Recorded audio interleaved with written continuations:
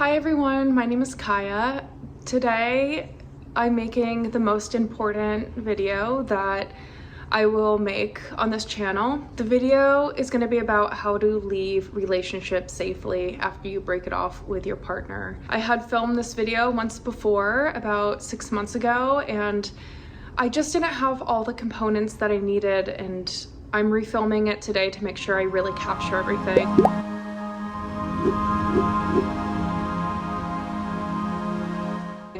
My twin sister and my brother actually left relationships this week, so it couldn't be any more relevant. I'm excited to share what my experience has been and how I've helped friends and family members leave relationships that were dangerous. I've been in many relationships over the course of my life, and some have been healthy, some have not been healthy. I learned these tips from leaving a dangerous relationship. I'm not going to specify which relationship that was, but the relationship was dangerous enough where I did need the help of social workers to stay safe, and I'm excited to share my knowledge with all of you on what I learned from that program. If you are in a dangerous situation right now, or you think you might be in a dangerous situation, there's a really high likelihood that it's more dangerous than you think it even is. I'm here with you.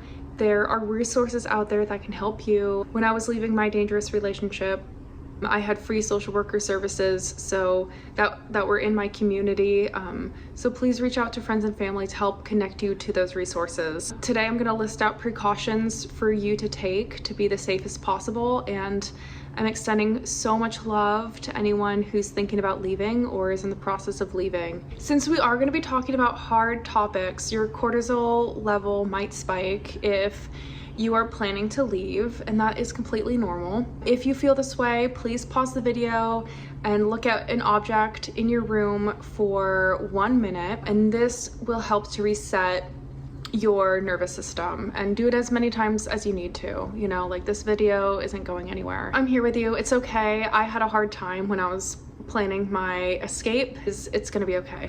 When I was living under the same roof as my ex, again, not specifying which ex, I've had many exes. When I was living under the same roof, these are some precautions I took. They are not rooted in science. These are just things that help me feel safer. So firstly, I fell asleep before my ex did, and that was purely because it made me feel safer that I knew my ex was asleep. So God forbid if there's any sketchy business before I fall asleep before my ex, I just felt safer in that way. Second, I always carried pepper spray on me. I always had it in my jacket pocket. I had it in my pocket. I was ready to go if I needed it. Third, when we were living in separate bedrooms, after the fighting escalated, I would put all the knives in the bedroom that I was in and had pepper spray all the time on my nightstand in the middle of the night. I also put a dresser up to the door, and that was to prevent if a lock was picked in the middle of the night, and that would just add like an extra layer of a barricade to prevent anything from happening in the middle of the night. The most important thing you can do is, even if that does seem overboard, it's probably not, and the best thing that you can do is to get a good night's sleep. So regardless if that seems like it's silly or whatever, you need the best night's sleep, and if it makes you feel better, just do it. You need the freshest mind you can. If you're in an abusive relationship, you've probably had some sleep deprivation, and I can now emphasize how important it is to get a good night's sleep if you are going through a highly stressful situation. Next, for the planning phase of planning to leave the relationship, the first thing you need to do is establish one safe friend. And I know how hard this can be if you've been isolated in an abusive relationship.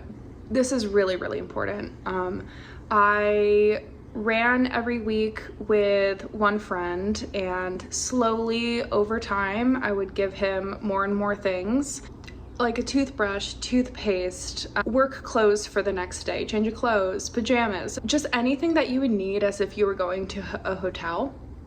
And so every single week I would see him over the course of a month. I would just give him more and more things that he could store at his house for the time being. And if I either stayed at his house or I went to a hotel, at least I could pick those things up in the spur of a moment if I needed to leave at any time. The most important thing is you have those things ready. If you are in the midst of fighting with your partner at home, you don't want to waste time by collecting things that you might need. You really want to get out of the situation as quick as possible, and this really ensures your safety. During the planning phase, the next thing that you need to do is get the important documents out of the residency that you're staying with your partner and get them to a safe location that's only yours. For me, that looked like getting the title of my car, getting my insurance documents, tax forms, whatever, like everything into a cabinet at work that I had under lock and key. Please do this. Please protect yourself. Your social security card, your birth certificate, those kind of things. That's really important. You need to protect yourself first.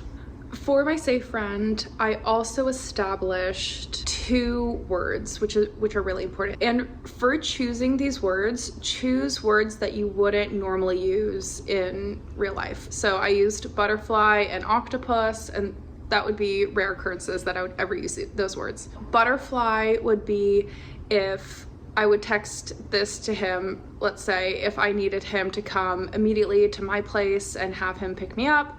And then octopus would be if I was going to drive to his house and get my safe bag or go somewhere else, or, figure it out from there if I needed a place to stay in a spare room or something. I'm also going to link below safety apps that are really helpful, and next to each app I'll have a description, so please download those if you find that helpful. Next, we're going to talk about leaving, and I'll give my example about what that looked like for me. I left quickly and quietly, and I just want to let you all know that is the only safe way to do it.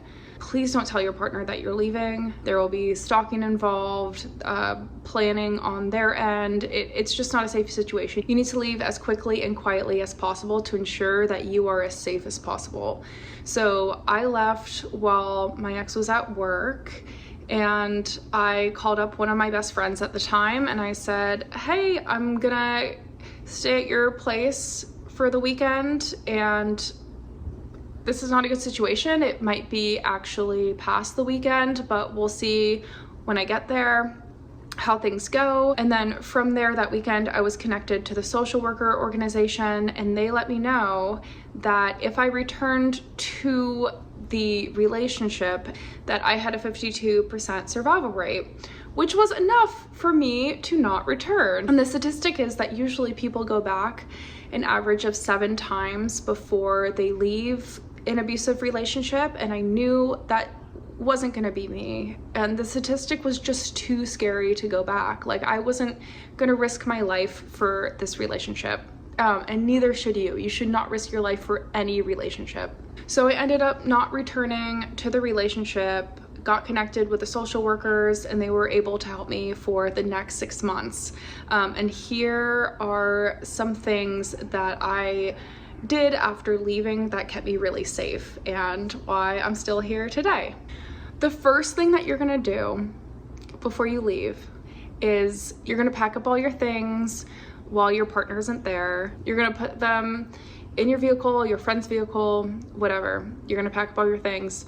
And then right before you leave your residence, stop sharing your location then. It is gonna send a notification to your partner. If they have your location, they're gonna text you, they're gonna call you. It's gonna be uncomfortable. It is okay to be uncomfortable. The only thing that matters is your safety at the moment. Remember to stop sharing your location so they don't know where you are. That's the most important thing. If your ex is confused when you stop sharing your location or you say you need space, the thing that I said is, hey, this relationship really isn't healthy for me. Think of this as me going to the hospital. I need some time away. I need to get well. My immune system is failing and I'm not feeling great. So please give me some time away. I need space. Your partner is not going to be happy about this, and that is okay. That is okay that they're uncomfortable. You're going to feel uncomfortable, and this is only a moment in time. This is the most uncomfortable part, is the leaving part. And on the other side, it feels so good. So, I'm with you. I was there in the same situation. If you went through this or if you're going through this, it really is going to be okay. The number one safety tip after leaving is to not isolate yourself. This is very important. And if you were or are in an abusive relationship, chances are is that you've been isolated for months or not years. Please make it a priority. When I left, I always had someone around me.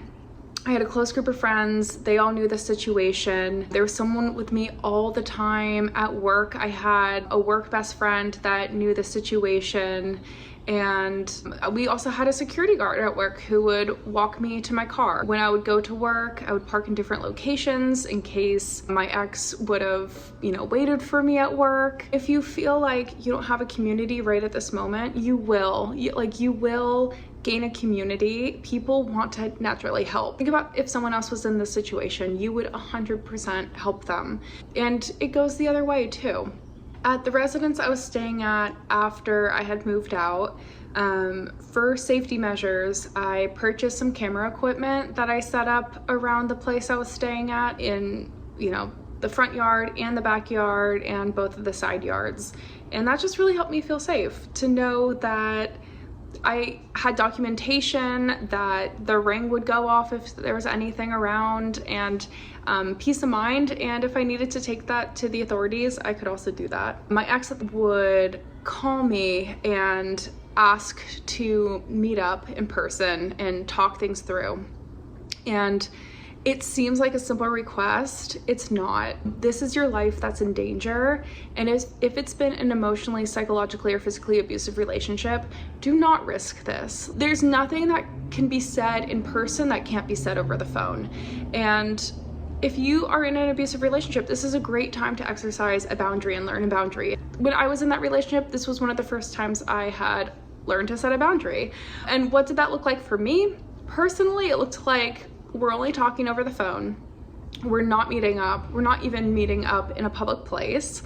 And if you want to call me, we can talk for 45 minutes exactly. You have only 45 minutes, not a second over.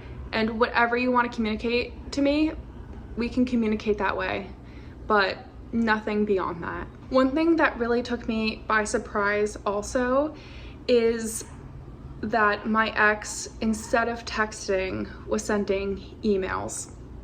And I didn't know this, but if you are sending an email, the person on the receiving end can check your IP address and locate you from there. So please be careful about that. Do not answer any emails. Only communicate via text message.